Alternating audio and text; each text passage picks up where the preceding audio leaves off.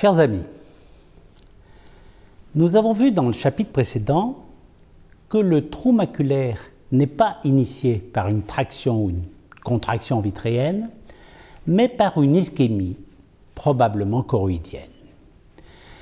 Voyons maintenant comment traiter cette affection et, vous le voyez, puisque on commence à parler de chirurgie, il n'y a plus que de l'eau pour m'encourager.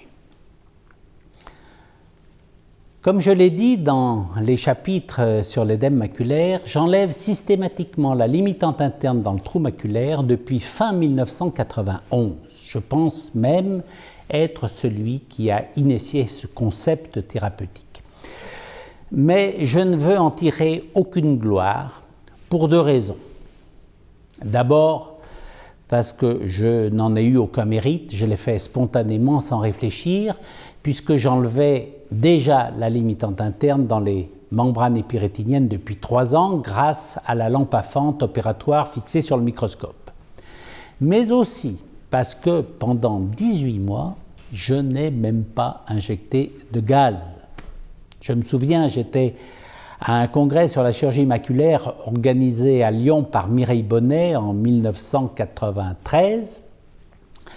C'était le début de la chirurgie du trou maculaire. Avant 1991, le trou était considéré comme intraitable, incurable.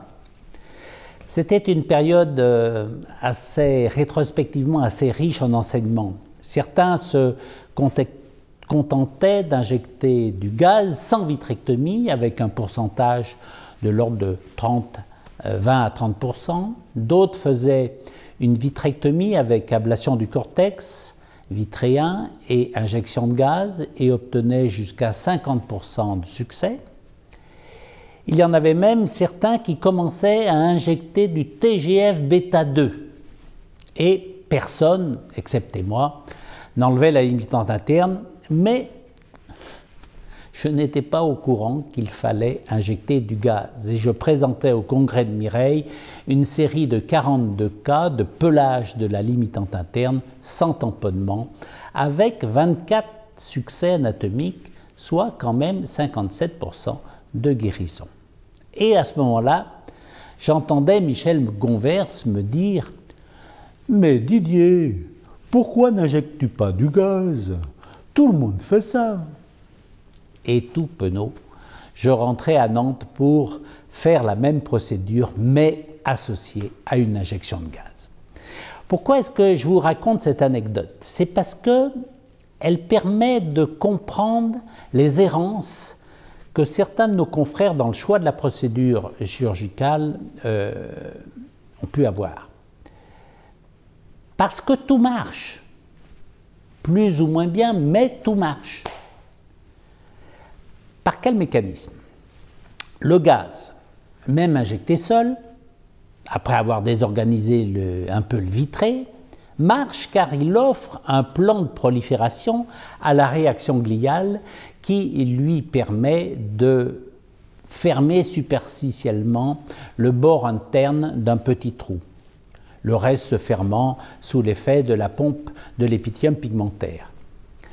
L'ablation de la hyaloïde postérieure, lorsqu'elle est toujours attachée à la macula, marche car elle permet de relâcher les tractions qui maintiennent le trou ouvert. Cela donne de la souplesse à la rétine. Comme en plus, elle s'accompagne, comme on l'a vu, dans 50 à 75% des cas d'arrachement involontaire de petits lambeaux de limitante interne, elle s'accompagne d'un effet Eilem Peeling-like qui dope son action.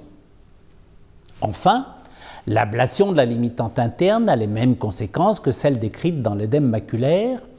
En plus de la souplesse donnée par l'ablation du cortex vitréen, l'ablation de la limitante interne complète cet effet en enlevant la rigidité de la limitante interne, seul élément rigide du neuroépithélium.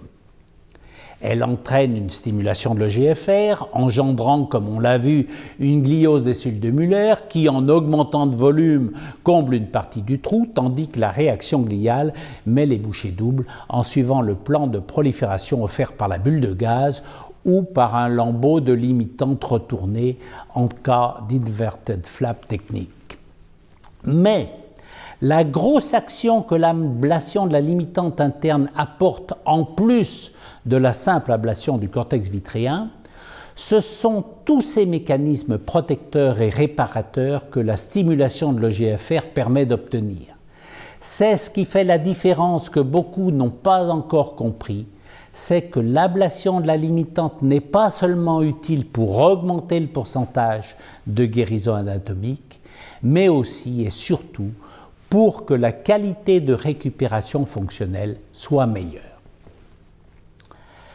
Mais revenons au sujet principal de ce chapitre, comment traiter un trou maculaire. Vu les succès du IVRS Retinal Detachment Study et du IVRS Macular Edema Study, j'ai initié en 2012 le IVRS Macular Hole Study et je vais vous en présenter les principaux enseignements qui peuvent nous orienter vers le choix de la procédure à adopter. 4207 cas de trous maculaires avec un recul minimum de 1 an ont été adressés par 140 rétinologues de 28 pays.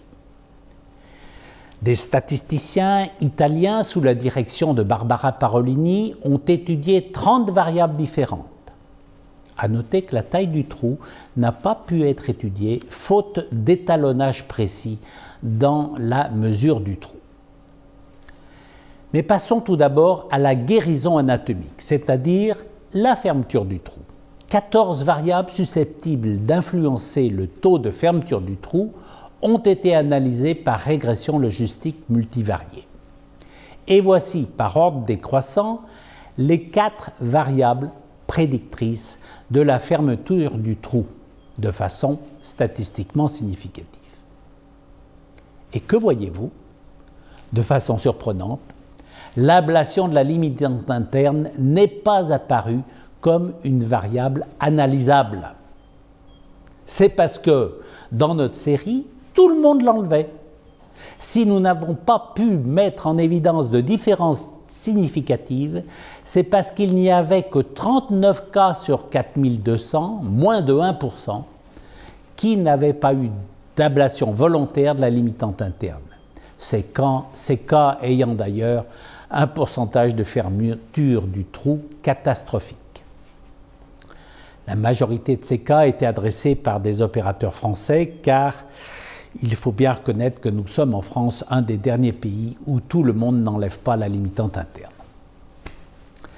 Voyons donc les variables significatives. Tout d'abord le stade. Plus le stade est précoce, moins on a d'échecs. 4 fois plus d'échecs au stade 4 qu'au stade 1 ou 2. Rien de surprenant à cela. Un paramètre qui va souvent de pair avec le stade est la durée d'évolution du trou. Plus l'opération est précoce, meilleurs sont les résultats. Un premier conseil surgit donc de ces 2 variables. N'attendez pas. Un trou maculaire est une semi-urgence qui doit être opérée dans les 8 jours. Il est inadmissible de voir un trou maculaire programmé à 3 semaines.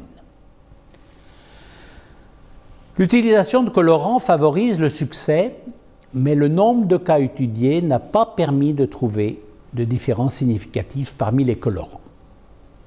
Enfin, terminons maintenant avec la 4e variable, le tamponnement. Difficile à étudier cette variable car elle fait intervenir en même temps le type de gaz utilisé, la quantité de gaz injecté, sa concentration, les exigences de positionnement ainsi que la durée du positionnement.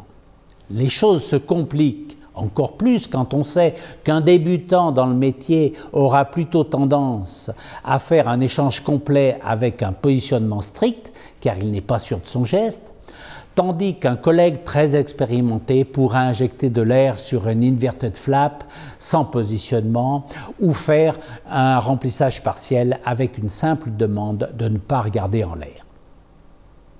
En fait, il aurait fallu un nombre de cas supérieur à 10 000 pour répondre à toutes ces questions, mais n'ayant que 4200 cas, on n'a pas pu dégager de différences significatives selon le type de gaz ou le positionnement post-opératoire.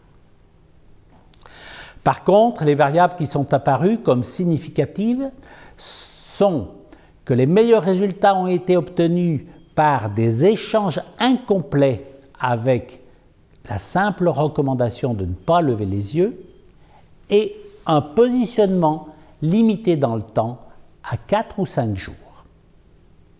Mais malgré tout, difficile d'extraire de ces résultats l'influence liée à l'expérience du chirurgien que l'on n'a pas pu étudier comme une variable à part entière et qui reste, pour moi, un biais statistique important. Je vous dirai dans le chapitre suivant les réflexions qui m'ont conduit à faire une injection de 3 cc de SF6 à 50% sans positionnement strict. Voyons maintenant les résultats fonctionnels. Ils s'améliorent avec le temps. Le nombre de malades ayant une amélioration supérieure ou égale à 3 lignes est de 41% entre 3 et 6 mois, 52% entre 6 mois et 12 mois et 59% après plus d'1 an. Cela confirme, comme on l'a dit pour les résultats fonctionnels après chirurgie de l'édème maculaire, que la gliose des cellules de Müller et tous les mécanismes engendrés par la stimulation de l'EGFR mettent du temps à réparer les dégâts.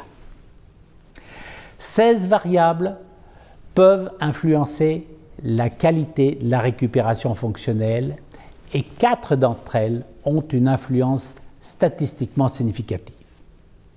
Tout d'abord, et même si cela peut paraître évident, ça mérite d'être dit, le bon résultat anatomique de la chirurgie que nous voyons sur ce diagramme, où l'acuité est reportée en fonction du temps. Vous avez en rouge la courbe lorsque le trou est fermé et en noir lorsqu'il est ouvert. L'acuité visuelle préopératoire joue également un rôle comme pour toutes les pathologies maculaires, nous l'avons vu dans l'édème. Ce diagramme est un peu complexe. Il représente, en fonction de l'acuité visuelle préopératoire en logmar marqué en abscisse, les améliorations visuelles en ligne logmar avec en bleu, vert et rouge les résultats en fonction du temps. Plus l'acuité visuelle préopératoire est élevée, moins le gain engendré par l'opération est important. Mais qu'on ne se méprenne pas. Si le gain obtenu est plus important dans les cas où l'acuité préop est plus basse, à cause d'un retard à l'intervention, il n'en reste pas moins que l'acuité visuelle finale est meilleure si le malade est opéré plus tôt. Et si l'on visualise les choses pour le malade, les chances en tout cas d'obtenir au moins 5/10, c'est-à-dire une vision confortable pour la lecture, on voit clairement qu'il ne faut pas attendre pour opérer le malade. Les résultats fonctionnels sont également dépendants des stades du trou maculaire. Plus le stade est avancé, moins les résultats sont bons. Ils sont également conditionnés par la durée d'évolution avant l'opération. Plus le malade aura attendu avant d'être opéré, plus l'acuité visuelle finale sera basse. Le trou maculaire est donc une semi-urgence chirurgicale, tant sur le plan des résultats anatomiques que sur le plan des résultats fonctionnels. Pour ce qui est des suites post-opératoires, 26% des yeux FAC le jour de l'opération ont été opérés de cataracte dans les 2 ans.